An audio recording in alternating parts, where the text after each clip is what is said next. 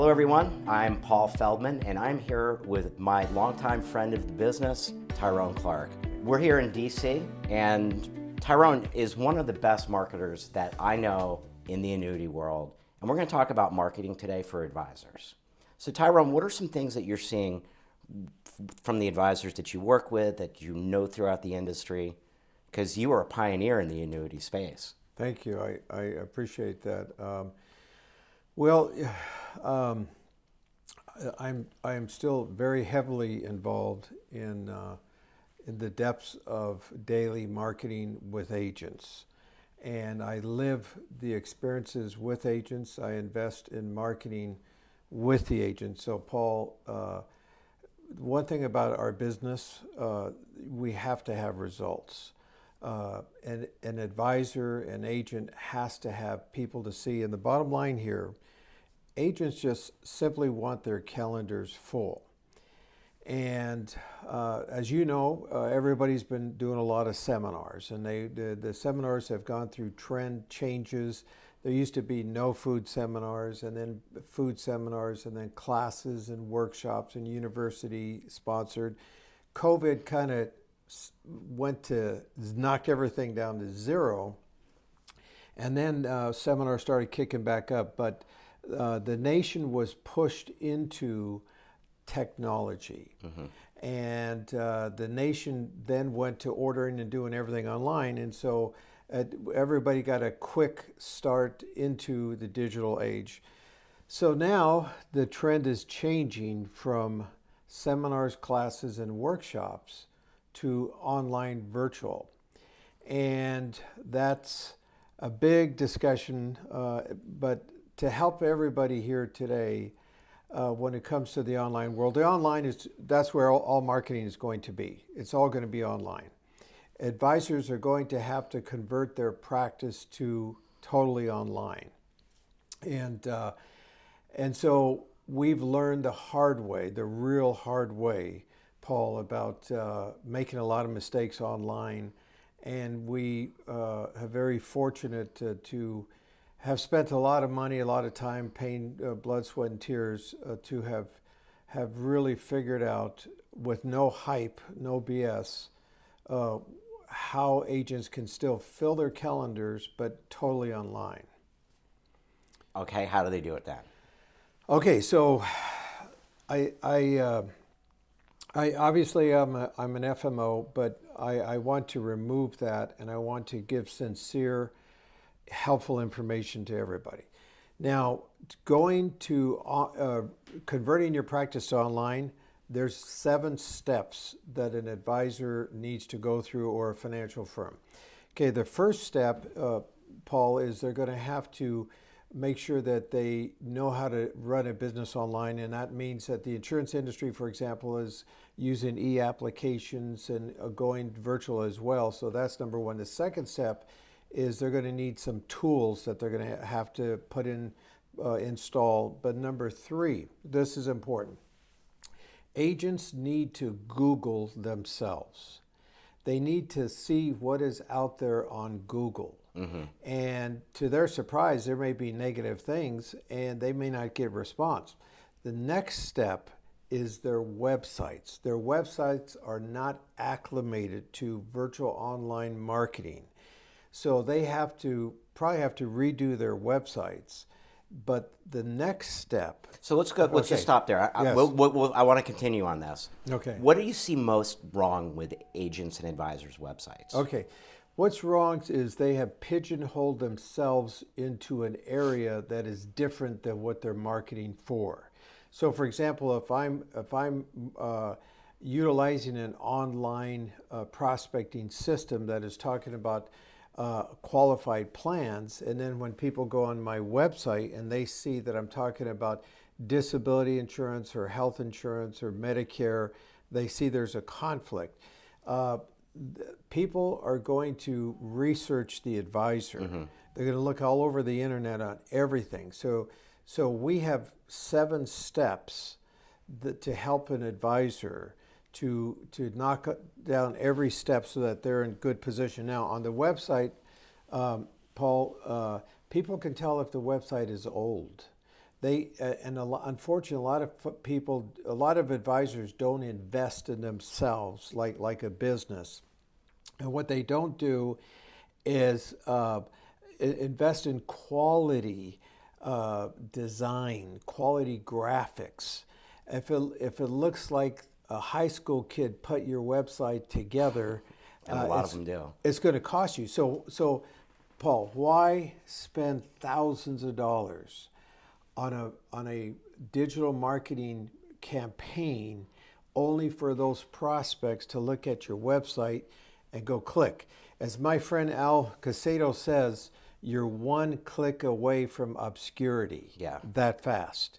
So what we've had to do is find high quality and low cost web designers to acclimate your site to the internet. So first you got to Google, then you make sure there's not a whole bunch of bad stuff. It might not even be you, it may be somebody with a similar name. Mm-hmm. And so that has to be examined. Then the website has to be looked at. Then the next step is your authoritative positioning. See, people want to see you as a specialist, a quality professional expert in an area.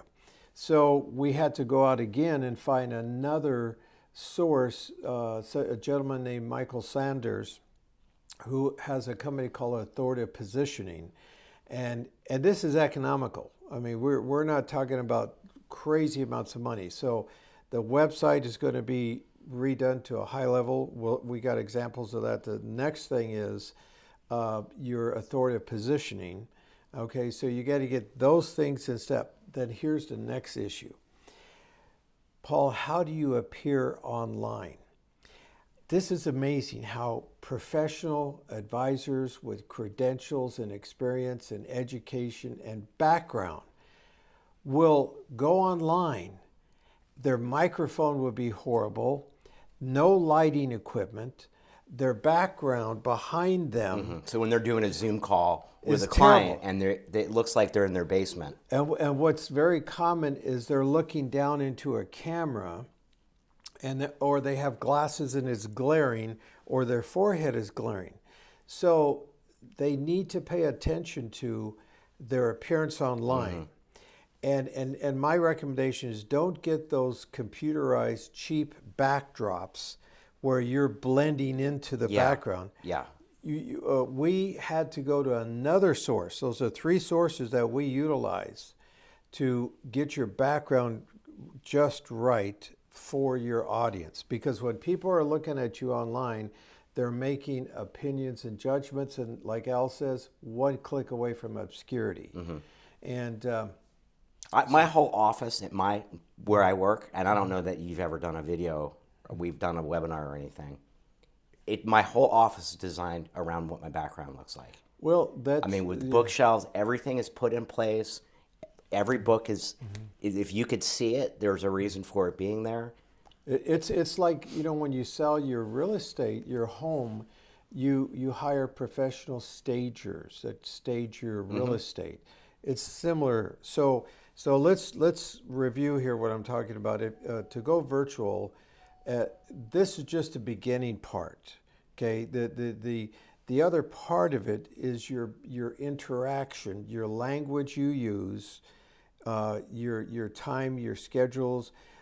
It has to be tied in with the communication structure. So this is serious business. It's not just playing around 1 foot in, 1 foot out. And unfortunately, whether advisors realize it or not, it's all going digital, virtual. And they may as well look at this as a positive, and they can quickly, efficiently, inexpensively move in that direction. And so this is just kind of like the initial part of it. There's also the compliance. You want to make sure that the other part of it is what campaigns are being conducted by who, and how does that fit with your practice, and is that compliant with your licenses? I mean, That's huge. And then the next step after that is the communication structure. They call it funnels that are built in, but there's a wonderful part of this. Number one, the advisors will cut their marketing costs down dramatically. Okay. Number two, they'll have more efficiency with their operation in terms of the number of people they can work with on a daily basis. They don't have to drive across town. They don't have to go see somebody in person. And here's the other thing. Once their clients know them, work with them, and so forth, they can do business with them virtually anywhere they go. Mm-hmm. We have advisors that go on vacations and trips and on boating, and they're working with clients. But there's another part of this as well. It leads into a CRM system built with technology all around the entire process. And, in the past, Paul, I would teach advisors about the art of seminars.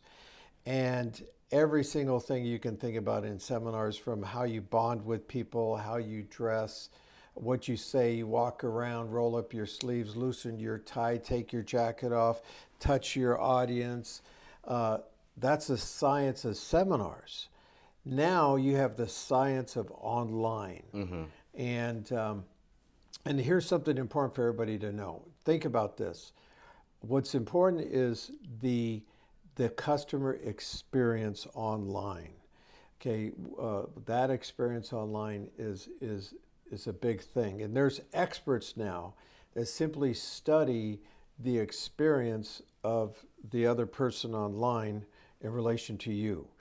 Every tiny part of what you do online. And now it's not a matter, Paul, of just jumping online and saying hi and I'm so-and-so and look how great I am.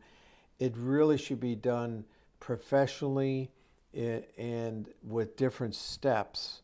And then it becomes a part of your normal practice. Mm-hmm.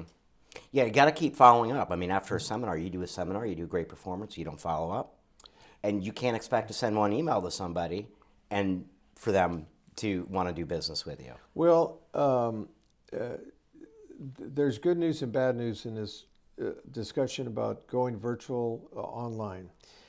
The bad news is so many advisors, including myself, we spent a whole bunch of money with a bunch of organizations that really didn't know what they're doing. And I got really lucky to find an advisor who converted his practice like almost 9 years ago, spent about $1 million, and I pleaded with him to teach us his success. And then we had to go out and find the components to build into what we're doing. But this is important, Paul, that what I want to say about this virtual online business. The large companies, the multi-billion-dollar financial firms are investing billions of dollars right now into converting their advisors into total online.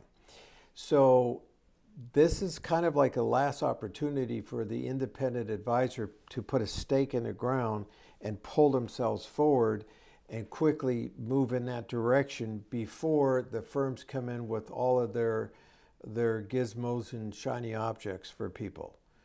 Yeah, I don't know that they can replace the humanized advisor. Somebody who is out there, mm-hmm. is a human, is a real person, mm-hmm. Somebody that can relate to you. Well, so Ken Fisher doesn't relate to anyone, I don't think. Well, so you're talking about, Paul, is bonding with people and showing that you're real and you're sincere and that you care and you have a big heart. And that you know what you're talking about. And most important, that you know what you're talking about. But the process is your system communicating with a prospect, like in our case, 14 times before your first face-to-face with the client. So see, it works. The technology is your best friend in where we're moving here. And to look at it that way, and you can do things now that you could never do face to face in seminars. So what I just said is, what does all that mean? That means that an advisor can write substantially more business more efficiently and at a lower cost. And you know, Paul, you'll find this interesting. We have a lot of father and sons, mother and sons and daughters, siblings who are younger.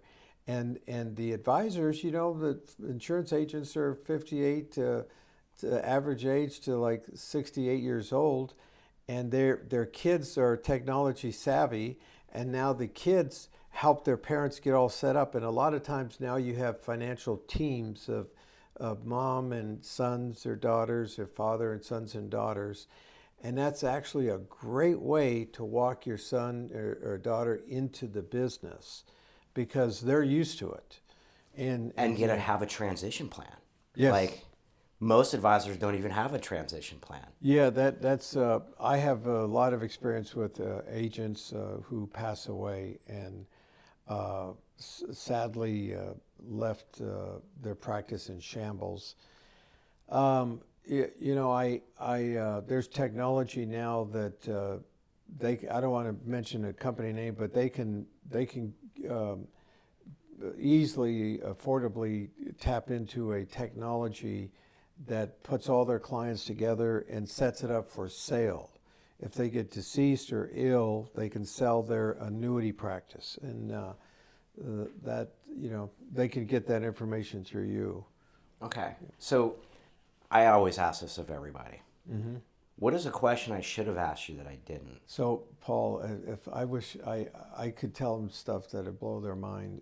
What the institutions are going after is lifetime value of a customer, lifetime retention, direct to the consumer, staff licensed advisors, strip out the products with fees and commissions, compliant framework, and control through their digital devices connected in with their tax and legal and their budgeting.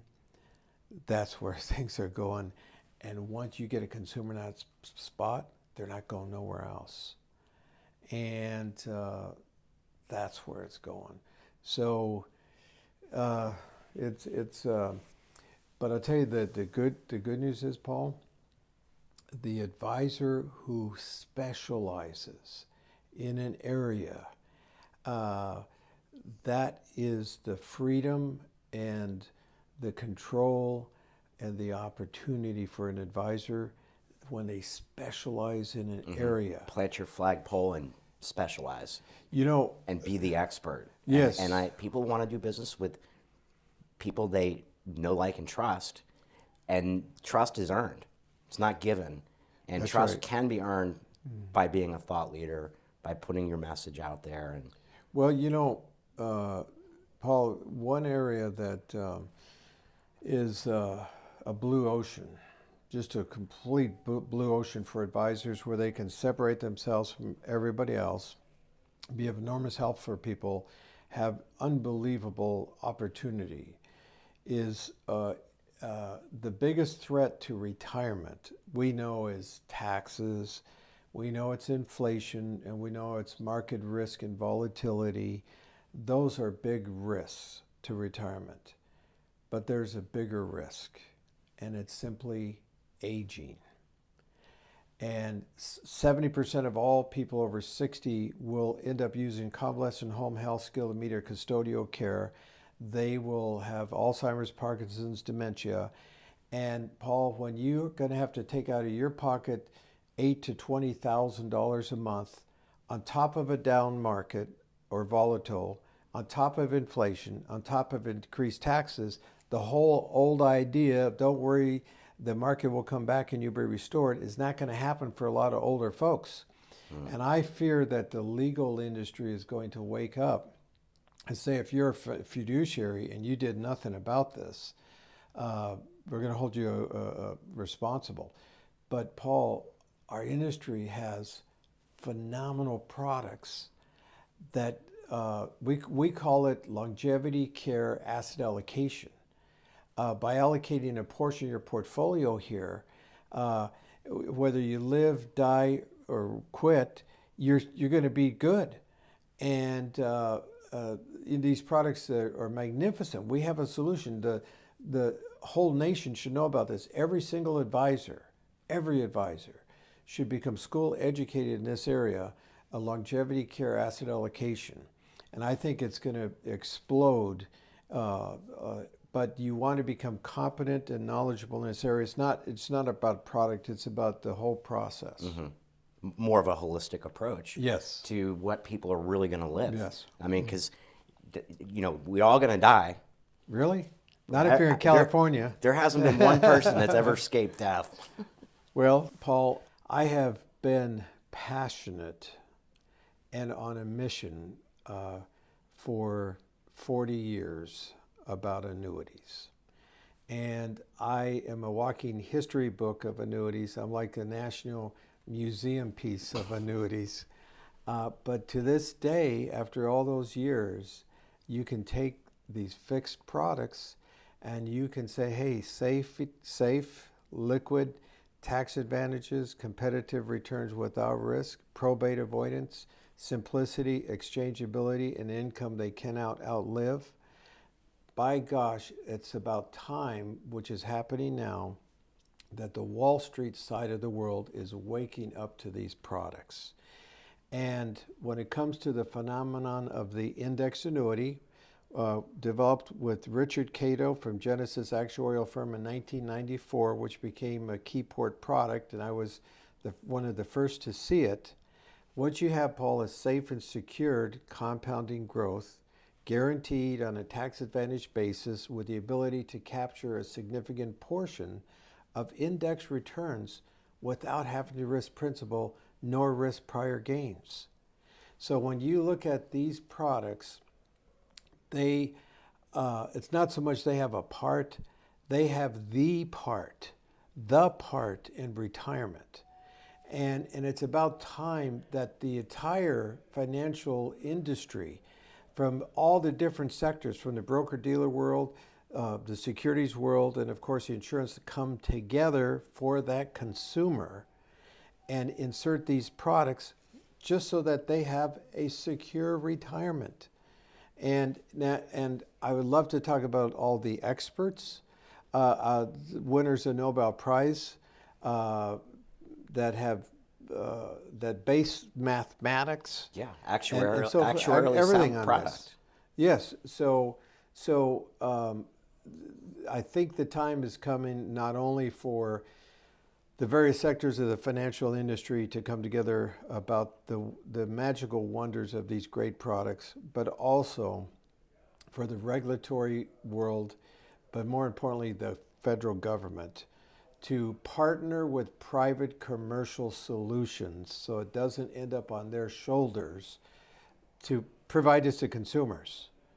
And the bottom line is that one person, your aunt, your uncle, your grandpa, your grandma, your mom and dad, has a guaranteed income for life. And Paul, I just want to say one last thing. We know and heard that women will control somewhere like $38 trillion of wealth in the next 6 years. Remember, Paul, they are interested in a return on their relationship, not so much a return on the investment. They want, they're risk adverse, and they want guarantees so that they can go have fun and do what they want in life. Unfortunately, only 15% of advisors are women, and as such, it's the man talking to the man, and they've been ignored. Well, now is their time. Now is their time, and now the industry is hopefully waking up to addressing these concerns and issues about women. Yeah, because most women are left widowed. Yes. And so that transition's going to have, and as an advisor, you have to service and have a relationship with the wife, Well, or Paul, be a female advisor, and we need more of them. Well, 70% of women will fire their husband's advisor when he dies. Let's suppose you walked up to Warren Buffett and you said, Warren, do you know that you're going to lose 70% of your customers? You think that would get his attention? I would think that would get the industry's attention. I think the one individual that has the heart of this entire issue is Dave Macchia. Dave has been doing studies and articles and writing, trying to Good stuff. Yeah. wake up the industry for the last 20 years about this issue, and now it's here. And it's about time that they design products based on what I just said. Wow. Tyrone, that was excellent. What a great interview. We got some great insights for you. Thank you so much for joining Thank me you. today. Appreciate it. All right.